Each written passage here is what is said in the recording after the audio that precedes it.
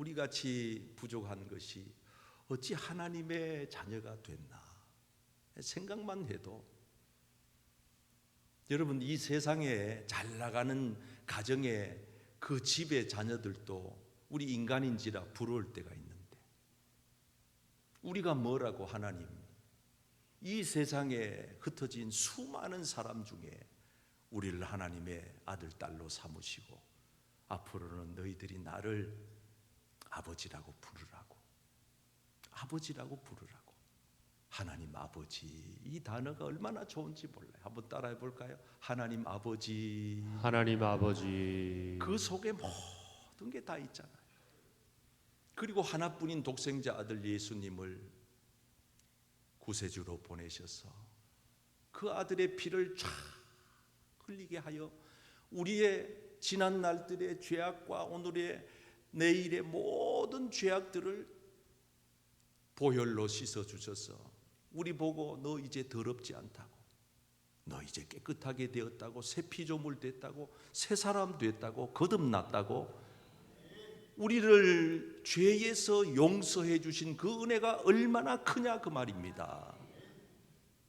그래 놔놓고 우리를 구원해 놓으시고 그냥 방치하는 게 아니고, 떠밀어 제치는 게 아니고, 곁에다가 불러서 파라클레토스 보혜사 성령 하나님이 곁에서 완전히 밀착 경호를 해주시면서 우리를 항상 도와주시고, 얻을 때는 위로해 주시고, 힘이 없을 때는 힘을 주시고, 지혜가 모자랄 때는 지혜를 주시고, 그래서 우리를 고아처럼 과부처럼 세상 가운데 던져진 존재로 외톨이로 만들어 놓지 않으시고, 저 영원한 천국에 들어갈 때까지 우리 곁을 떠나지 아니하시고 버리지 아니하시고 우리를 끝까지 책임져 주시는 성령 하나님의 은혜가 오늘도 저와 여러분들에게 있는 줄 믿습니다. 그래서 우리는요, 단순한 게 아니에요. 우리 예수 믿고 산다는 게 얼마나 귀하고 큰 복인지 몰라요. 이번 주간에 제가 아는 목사님에게 들은 얘기인데, 그 교회는 규모가 우리 교회보다 더 큰 교회인데, 거기도 이제 일부 예배를 거기는 7시에 드리고 우리는 7시 반이잖아요. 근데 그 일부 예배 성가대 하는 분들은 6시까지 온대요. 성가대 하는 분들이 수고가 많잖아요. 연세 드신 분들이 또 일부 예배는 많이 오시는 거예요. 한 석 주 전에 일어난 일이라고 그래요. 일부 성가대 연습을 다 마치고 이제 본당으로 이래 우리처럼 우리 성가대 연습실이 요 밑에 있단 말이에요. 그 교회도 그런 것 같아요. 이제 입장을 하는데 한 권사님이, 연세가 많으신 분이 얼굴이 창백해지더래요. 그래서 옆에 있던 권사님 오늘따라 얼굴이 좀 안 좋다. 안 그래도 내가 지금 몸이 좀 안 좋네 그러더래요. 그래서 권사님들은 오늘은 그럼 본당에 들어가지 마시고 여기서 영상으로 예배 드리는 게 어떻겠냐고. 그리고 본인도 자신이 없다 그러면서 여기 있겠다 그러더래요.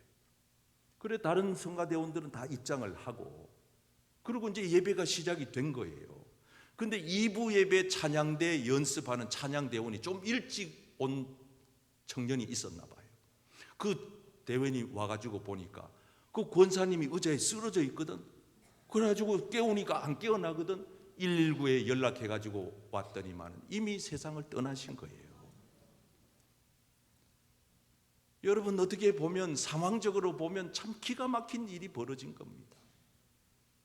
물론 또 믿음으로 보면은 그 권사님이 교회에 와가지고 마지막 성가 찬양 연습하고 하늘나라 갔으니 영적으로 또 생각해 보면 복된 죽음이지만은 어찌 그걸 우리가 그렇게 다 받아들이기가 어렵잖아요.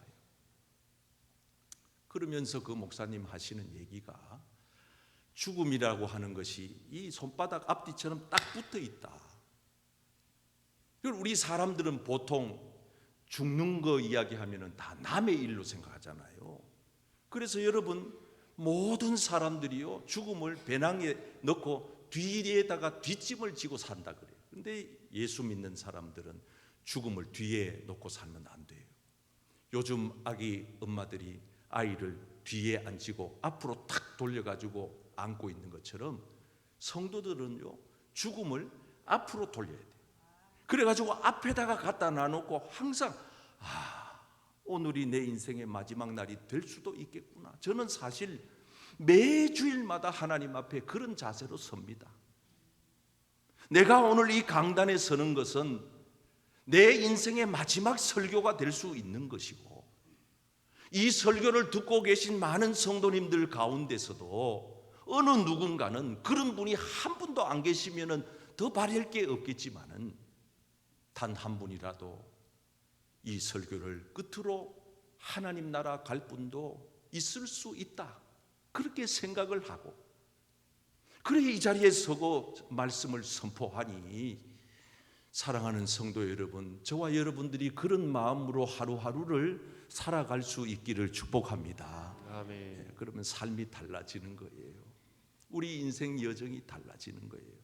오늘 우리 찬양대 찬양의 고백처럼 하나님을 더 사랑하면서 이웃을 더 사랑하면서 그렇게 하루하루를 살아가시기를 축복합니다. 아멘. 사랑하면서 살기도 시간이 짧아요. 그런데 우리는 이 복잡한 현대인들의 삶은 너무 분주하고 바빠서 무슨 그렇게 생각이 많은지, 고민이 많은지, 염려거리가 많은지, 무슨 그렇게 세상 짐들이 무거워서 헉헉거리는지, 코끝에 호흡을 가져가시면 아무것도 아닌 것을 우리는 그렇게 아웅다웅하면서 삽니다. 그래서 한 인생이 한 생애를 살아가면서 누구를 모시고 사느냐, 누구를 따라가느냐, 대단히 중요한 선택입니다.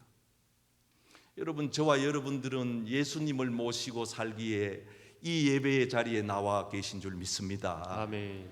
일생 우리는 예수님을 따라가기 위해 이 성스러운 예배에 참석하고 계신 줄 믿습니다. 앞으로도 우리 예수님을 잘 따라가셔서 여러분 인생에 복된 열매들이 많이 나타나기를 주님의 이름으로 축복합니다. 아멘. 자, 오늘 제가 말씀을 함께 나누면서 저는 사실 설교 준비하면서 은혜를 많이 받아요. 그래서 어떨 때는 그 벅찬 은혜를 안고 제가 그렇게 기도를 종종 합니다. 주여, 제게 부어주신 이 은혜의 갑절을 주일날 오시는 우리 교회 성도님들에게 내리어 주시옵소서. 한 분도 이 소중한 시간 왔다가 시간만 허비하고 아무 생각 없이 돌아가는 분 없도록 주여 도와 주시옵소서. 늘 항상 그런 기도로 이 자리에 섭니다. 오늘도 그 은혜가 저와 여러분들에게 은혜 위에 은혜로 채워지기를 축복합니다. 어깨를 쫙 펴고 우리 한번 따라하겠습니다. 빛 대신 예수님을 따라가면, 빛 대신 예수님을 따라가면 어두움이 저절로 떠납니다. 어둠이 저절로 떠납니다. 본문 12절 말씀을 함께 합독합니다. 시작. 예수께서 또 말씀하여 이르시되 나는 세상의 빛이니 나를 따르는 자는 어둠에 다니지 아니하고 생명의 빛을 얻으리라. 자, 저를 보세요, 여러분. 예수님을 따라가면 어두움이 물러가는 줄 믿습니다. 아멘. 어두움에 다니지 않아요. 여러분, 예수님이 없는 상태, 하나님이 이 천지 만물을 창조하기 전에 이 세상은 어땠는지 아십니까? 성경이 이렇게 얘기해요. 혼돈 자체다. 이 혼돈이라고 하는 단어는 우리가 종종 카오스라고 하는 말을 쓰기도 하는데, 이거는 뒤죽박죽 엉켜가지고 뭐 되는 게 없어요. 여러분, 어떤 가정은 혼돈 속에 빠진 가정이 있고 나라도 있어요. 지금 세계 정세를 보세요.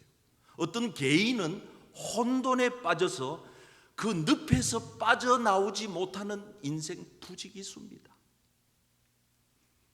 그때 당시의 상태는 공허했다, 텅 비었다, 아무것도 없는 거예요. 그래서 인생을 살면서 허물을 느끼는 사람들, 늘 사는 게 사는 것 같지 않고 삶의 의미조차 모르고 그냥 살아가는 게 그냥 늘 고달픈 거예요. 왜 그러냐? 흑암이 가득한 할 때 이런 현상이 일어나요. 여러분, 흑암이라고 하는 거는 어둠이 꽉 찼다는 거예요. 어떤 집안이나 개인이나 교회나 어떤 형편이든지 어둠이 꽉 찬 상태는요, 답답해 숨쉬기조차 어렵습니다. 하나님이 이 상태에 있는 세상을 어떻게 창조하시느냐? 첫 번째 창조의 순서가 뭐냐? 빛이 있으라 하시니 빛이 있었고. 아멘. 저를 보세요, 여러분. 하나님은요 정말 대단하신 분이에요. 어두움을 쫓아내기 위해 가지고 안간 힘을 쓰고 이 세상의 많은 사람들이 마약을 끊어보려고, 알코올을 끊어보려고, 도박을 끊어보려고, 어떤 분들은 도박을 끊고 싶어서 손가락을 절단하기도 하고 막 별짓을 다 하는데도 안 돼. 어떤 사람은 술을 끊어보려고, 흡연을 끊어보려고 별 노력을 다 하는데도 안 돼. 좋은 약 다 먹어보고, 좋은 프로그램 다 참여해보고 다 해도 안 돼. 인간의 과학이라고 하는 것이, 인간의 지식이라고 하는 것이 그야말로 이 어둠 앞에서는 맥을 못 추는 겁니다. 안 되는 겁니다. 오히려 그거 하려고 하다가 보면은 더 그 늪에 빠져가지고 더 큰 죄를 지어요. 용서하고 들으세요. 우리 선배 목사님, 이거는 다 옛날 얘기예요. 한 분이 은혜를 받고 나는 특별한 사명을 받아서 그래. 청량리에 가면 옛날에 588이라고 하는 이 사창가가 있었어요.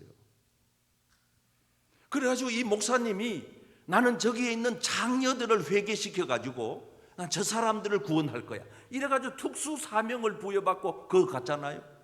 근데 나중에 어떤 일이 있었어요. 참 불행한 일이죠. 그 목사님이 성병에 걸렸다는 거예요. 기가 막힌 일이에요. 자기가 거기 가서 건져 구원하겠다 가놔놓고 자기가 거기 걸려들면 어떡하겠다는 겁니까? 사람은요 누구도 믿어서는 안 되고 장담할 수가 없어요. 어두움이라고 하는 것은 얼마나 무서운지 오늘 이 인류는 이 어두움에 갇혀 사는 것과 같아요. 그래서 사도 바울은 어두움에 갇혀 사는 사람들의 모양을 이렇게 그리고 있는 거예요. 그 사람들은 불의하게 살고 추악하기 그지없고 욕심이 덕지 탐욕이 얼마나 센지 남을 미워하고 남을 죽이고, 칼로 죽이는 겁니까? 미움이 죽임입니다. 죽이는 겁니다. 남을 미워하기를 시부모님들 미워하고 부모 미워하고 이웃 미워하고 아무개 미워하고, 이게 뭐예요? 어둠이에요. 어둠이에요. 빛은 그런 거 없어요. 싸움질이나 하고 사기치고 수군수군대고 뭐가 그렇게 할 말이 많아서. 빛은 그런 게 아니에요. 내가 오늘 이걸 다 안 썼어요. 로마서 1장에 가보세요. 이거 배가 돼요. 내가 그래서 우리 교인들한테 안 좋은 바이러스 퍼뜨릴까 봐 내가 요것만 지금 써가지고 온 거예요. 30절 읽어보세요. 읽는 것도 읽지 마세요. 그냥 내가 설명할게. 비방하고 교만하고 이게 다 뭐냐? 부모를 거역하고 대적하고 불순종하고 불효도 하고. 뭐가 문제냐? 그 자식이 지금 어두움에 갇혀있다 이 말입니다. 사랑하는 성도 여러분, 어두움에서 해방되기를 축복합니다. 아멘. 노력으로 안 됩니다. 좋은 학교 아무리 다녀서 배워서 지식으로 안 됩니다. 돈 벌어서 안 됩니다. 인간의 노력으로 안 되는 거예요.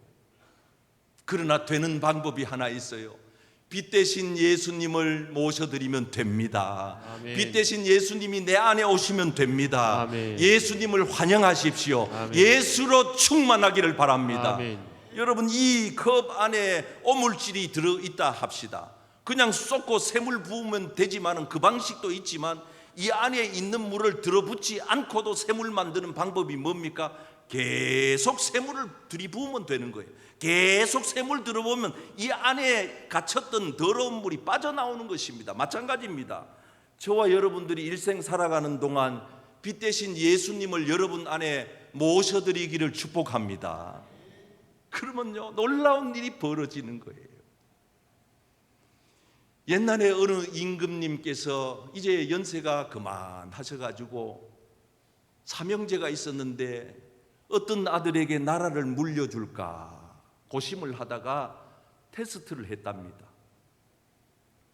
그래서 이 임금님이 아들 서희한테 돈을 주면서 얘들아 이거 가지고 가서 너희들이 생각해보고 저 왕궁 뒤에 있는 저 창고 저 비워놓을 테니까 저 가득히 채울 물건을 사가지고 오너라 이렇게 시켰대요. 그러니까 첫째 아들이 나가지고 부피가 제일 많은 거 저 창고를 가득히 채울 수 있는 게 뭘까 생각했더니 짚이 생각이 나더래. 그래서 농부를 찾아가서 돈을 주고 짚을 사다가 그 창고에다가 쌓기를 시작했는데 아무리 쌓아도 그 돈 가지고 산 짚을 다 쌓아도 절반밖에 안 차는 거예요. 둘째 아들이 형님이 실패한 걸 보고 저 정도 가지고는 안 되겠구나, 더 부피가 큰 걸 많은 걸 구해야 되겠다 그래가지고 이 아들은 솜을 사와가지고 그 솜을 갖다가 그 창고에 쌓았더니만은 한 3분의 2 정도까지밖에 안 차고 더 안 차더래요. 그래서 이제 마지막 셋째 아들 막내 아들이 오는데 빈손으로 털레털레 오는 거예요. 오더니만은 임금님 앞에 이렇게 얘기합니다. 아바마마 저하고 같이 저 창고 안으로 좀 들어가시죠. 그래가지고 손잡고 들어가가지고는 창고 문을 탁 닫더래요. 아바마마 제가 이 방안을 가득히 채워보겠습니다. 그리고 주머니에서 성냥 꺼내고 양초를 하나 딱 꺼내더니만은 성냥불 붙여서 양초에 불을 딱 붙이면서 그 어두웠던 공간이 갑자기 밝은 빛으로 환하게 채워지니까 이 셋째 막내 아들이 아버님께 이렇게 얘기했어요. 아바마마 이 어두운 방안을 빛으로 가득히 채웠습니다. 임금이 흐뭇해 하시면서 그래 이 나라를 내가 안심하고 물려줄 자식은 바로 이 막내 아들이로구나. 생각하는 게 다르잖아. 여러분 어두움을 바가지로 퍼내보세요 되는가? 포크레인으로 밀어보세요 그게 무너지는가? 여러분 사람은 인터넷에 중독돼서 핸드폰에 중독된 사람이 자기 힘으로 그걸 끊을 수 있을 것 같습니까? 안 됩니다. 빛 대신 예수님이 내 안에 오시면 해결됩니다. 아멘. 빛 대신 예수님이 여러분 자녀들 속에 들어가면 해결됩니다. 아멘. 빛 대신 예수님이 여러분 가정에 들어가면 여러분 가정이 해결됩니다. 아멘. 그래서 여러분 보세요. 우리나라 대한민국 140년 전에 언더우드와 아펜셀러가 복음에 비치신 예수님을 안고 저 인천 제물포항에 발을 내디드니 우리나라 대한민국이 문맹률이 얼마나 많았습니까? 그를 몰라 자기 이름도 못 써. 나라마다 마을마다 다 무지한 사람들 뿐이요. 그런데 복음의 빛이 들어오고 마을마다 십자가가 세워지고 교회가 세워지고 국문을 터득하게 되고 지혜를 깨치게 되고 사람들의 의식이 바뀌게 되고 술을 끊게 되고 이 모든 노름을 끊게 되고 바람피는 남자들이 정신을 차리게 되고 근면 성실하게 변화되니까 가정이 회복되더라 그 말입니다. 아멘. 여러분 그래서 기독교는요 놀라운 종교예요. 밝은 종교예요. 빛의 종교예요. 어두운 것들은요 다 밤되면 어슬렁어슬렁 나와요. 동물의 세계도 보면은요 아주 사납고 아주 얍삽하고, 이 얍삽이라는 말을 알아들으실는지 모르는데 아주 간교하고 아주 치졸한 짐승들은요 어두컴컴하면은요 구석진대에 숨어 있다가 이래 나와요. 그래 어떻게 합니까? 약한 짐승들 잡아먹어요. 그런데 착하고 예쁘고 귀엽고 사랑스러운 짐승들은 보세요. 다 낮에 뛰놀아. 낮에 밝을 때 뛰놀아. 사람도 똑같습니다. 밤을 좋아하지 마세요. 그래서 이 세상은 밤으로 만들어가는 겁니다. 밤 문화를 활성화시키는 겁니다. 밤에 하자는 겁니다. 밤에. 그래서 술집도 밤에 문을 열고 카바레도 밤에 문을 열고 고스톱 치는 노름팜도 밤에 문을 열고 노래방 밤에 문을 열고 죄 짓는 어두운 속으로는 다 밤에 문을 여는 밤에 밤 문화를 활성시켜서 낮에는 집에서 들어앉아 자고 밤에 기어 나와라. 아이고 죄송합니다. 기어 나오라는 말은 무서운 얘기입니다. 여러분 낯을 좋아하시기를 바랍니다. 빛을 좋아하시기를 바랍니다. 아멘. 밝은 데를 좋아하시기를 바랍니다. 놀라운 일이 벌어집니다. 어떻게 가능하냐? 빛 대신 예수님이 여러분 마음에 들어오시면 됩니다. 따라하겠습니다. 빛 대신 예수님을 따라가면 빛 대신 예수님을 따라가면 빛 대신 예수님을 따라가면 영원한 생명을 얻습니다. 영원한 생명을 얻습니다. 자, 오늘 본문 말씀의 끝에 가서 이렇게 말합니다. 나를 따르는 자는, 따라해 볼까요? 나를 따르는 자는 생명의 빛을 얻으리라. 생명의 빛을 얻으리라. 아멘. 아멘. 자, 저를 보세요. 여러분, 생명을 얻는다는 것은 이건 단순한 인간의 수명을 10년, 15년 히스기야처럼 그런 인간의 수명을 말하는 게 아니에요. 여러분, 생명이라고 다 같은 게 아니에요. 여기 있는 꽃들도 생명이지만 이 생명은 성경에서 말하고 있는 조에라고 하는 단어하고는 달라요. 이거는 끝이에요. 이걸로 끝이다고 시들면은. 예쁜 강아지도 아무리 나에게 위안을 줘도 반려견으로 나와 평생 함께 하는 것 같아도 그 동물들의 생명은 조애가 아니에요. 죽으면 끝이에요. 근데 하나님은 우리 인간의 생명만을 가리켜 조애라는 말을 썼어요. 이 조애라고 하는 말은 영과 육이 합쳐진 건데 제한되지 않는 영원성. 그래서 성경은 이렇게 얘기합니다. 나는 부활이요 생명이니, 여기도 조애라는 말을 써요. 그런데 너가 나를 믿으면, 예수님을, 빛 대신 예수님을 영접하면 어떤 일이 벌어지느냐? 죽는데 죽는 게 아니에요. 산다는 거예요. 이게 놀라운 영적인 비밀입니다. 살아서 만약에 믿으면, 예수님이 내가 살아있는 동안 천군 천사와 함께 구름 타고 재림에 오신다고 한다면은 여러분, 저와 여러분들은 변화된 몸으로 우리 주님을 영접하게 되는 줄 믿습니다. 영원히 죽지 아니하고 천국에 갈 줄 믿습니다. 아멘.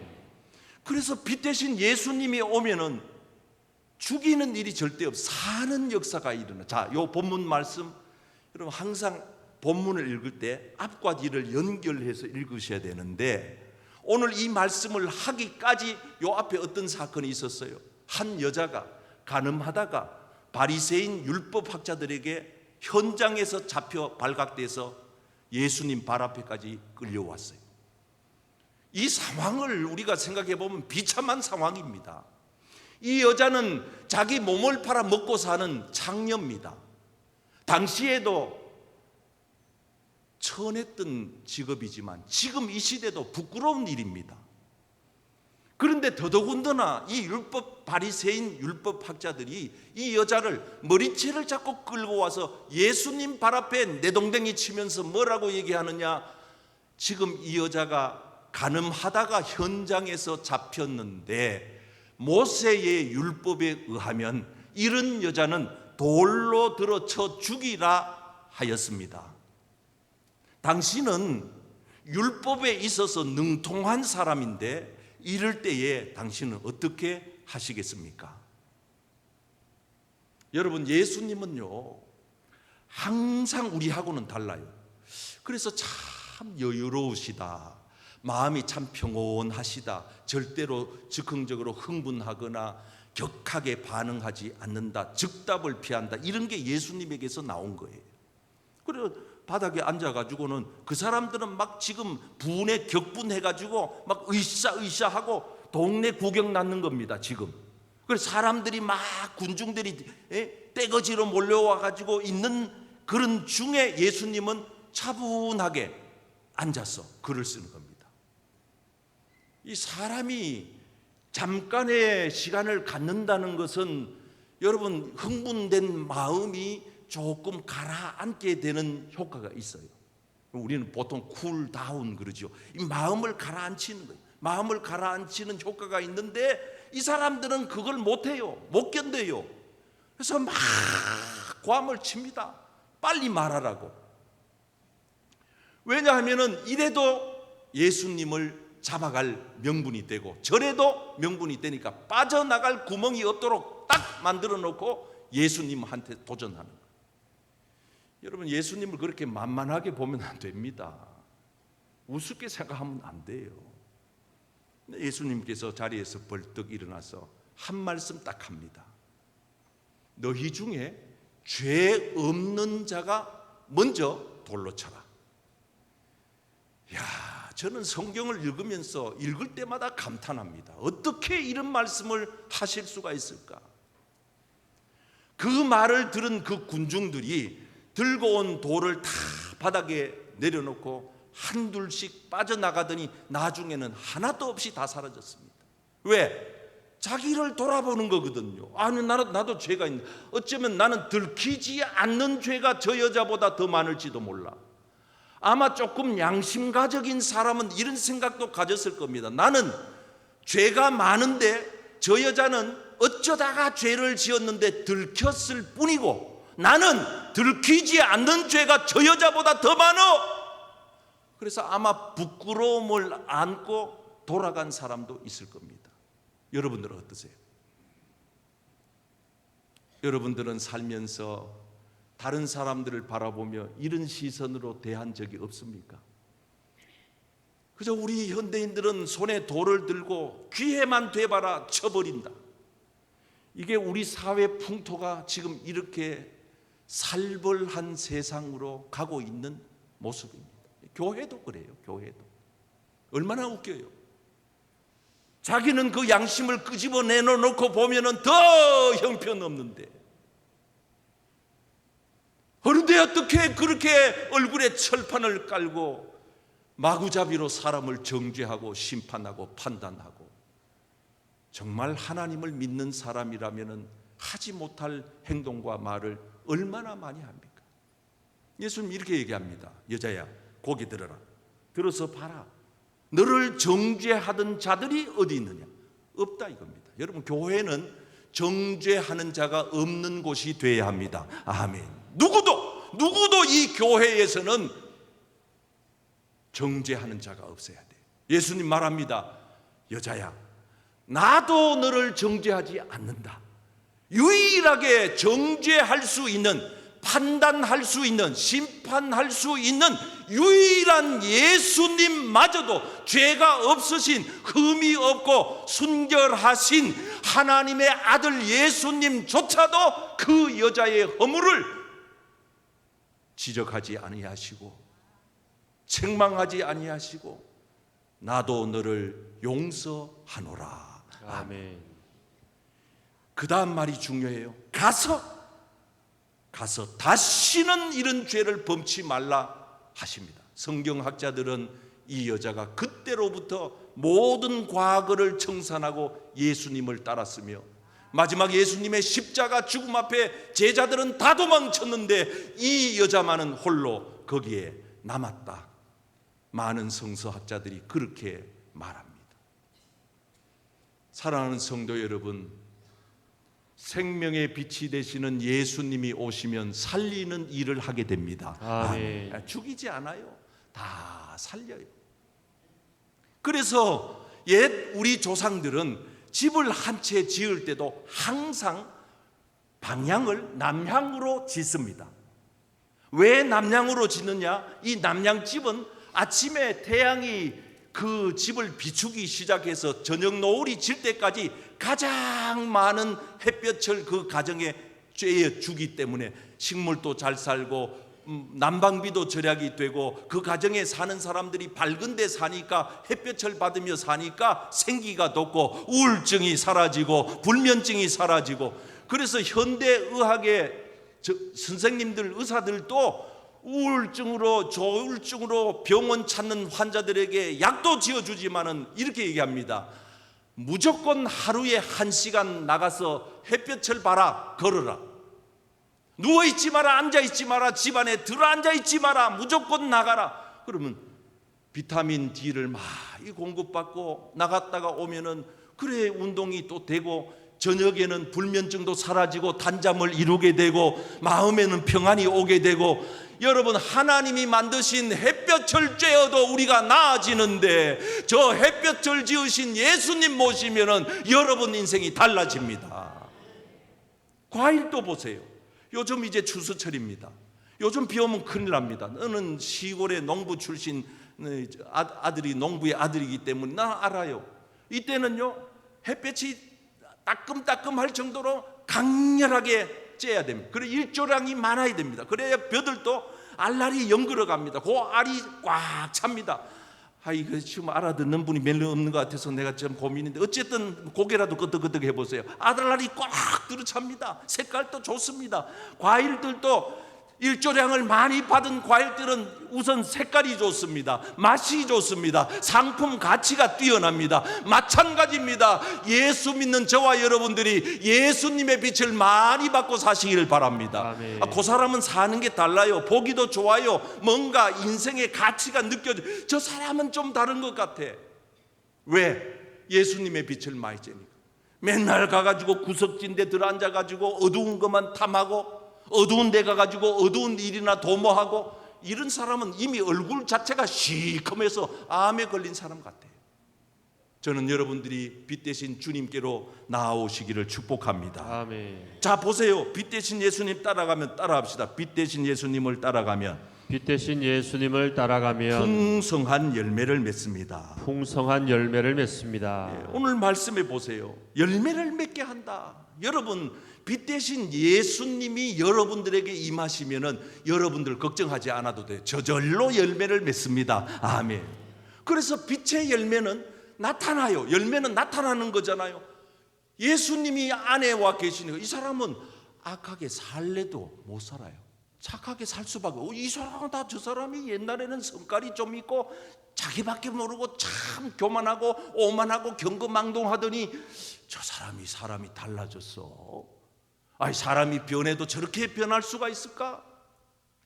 제가 아는 어떤 교회 목사님 그 얘기 들으니까 그 교회 어떤 집사님은 교회를 얼마나 싫어했는지 휘발유 통을 가지고 교회 불사른다고 이랬던 사람이 교회에 와가지고 1년도 안 돼가지고 예수님 영접하고 순한 양같이 변했다고 하더라고요. 제가 직접 들은 얘기입니다.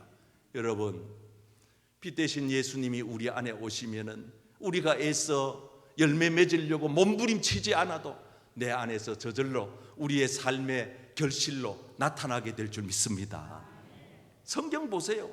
다 하나님을 경외했던 인물들은 다 착해, 심성이 착해요. 그냥 착해, 악하게 살 수가 없어. 또 거기 성경에 보세요. 의롭게 바르게 살 수밖에. 왜? 삐딱한 길로 가라 해도 못 가. 왜? 체질적으로 안 맞아요. 남 비판해라, 부정적인 말을 해라, 남 속여 먹어라, 거짓말 쳐라, 사기 쳐라. 안 돼요. 안 돼. 왜? 빛 대신 주님이 와 계시면 그냥 이 안에서 진실 자체가 흘러나오게 되어 있는 것입니다. 아멘. 그래서 성경 뭐라 그럽니까? 너희들이 착한 행실로 말미암아 궁극적으로 하나님께 영광을 돌리게 하라. 아멘. 착한 행실, 착한 행실. 우리 교회 온 성도님들이 이번 한 주간도 여러분들이 있는 곳곳에서 빛의 열매를 많이 맺으셔서 하나님께 영광 돌리는 한 주간 되기를 축복합니다. 아멘. 우리는 이 한 주간 부흥회 때 받은 은혜 마음에 간직해 해서 깊이 묵상하면서 여러분 병원 가가지고 의사 선생님 진료받고 약국 가서 잔뜩 한 달치 두 달치 약 지어다가 집에 갖다 놓기만 하면 뭐합니까? 아무 소용없어요. 왜? 약은 약봉지 뜯어서 먹을 때 효과가 있는 것처럼 우리가 이 부흥상행회를 통하여 말씀을 풍성하게 은혜를 받았는데 그거 약봉지 앞에 갖다 놓고 그냥 구경만 하고 있으면 나하고 아무 관계가 없는 그것이 되는 것처럼 이번에 받은 은혜가 어떤 은혜이든지 간에 여러분 삶에 잘 접목시키셔서 약봉지를 뜯어서 잘 드셔서 그게 여러분들의 몸을 살리고 영혼을 살리고 가정을 살리고 교회를 살리고 이 세상을 바꿔놓는 그런 축복된 한 주간 또 살아내시기를 주님의 이름으로 축복합니다.